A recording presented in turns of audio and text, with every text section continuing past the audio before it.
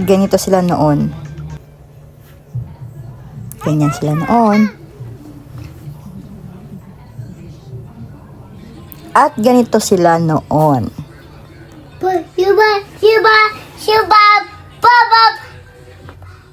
At ganyan nga sila noon. At eto na po sila ngayon.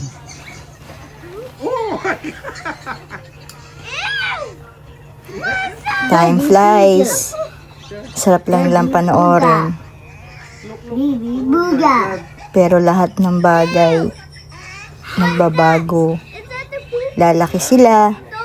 Magkakaroon ng kanya-kanyang buhay at pamilya.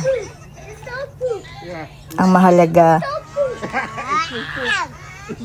na ipakita at na iparamdam namin ang pagiging magulang namin sa kanila. Kaya kayo habang bata pa ang mga anak nyo, enjoy nyo na.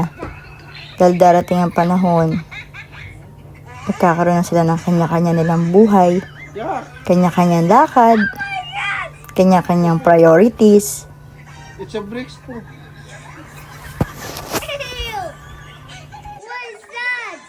Bricks po.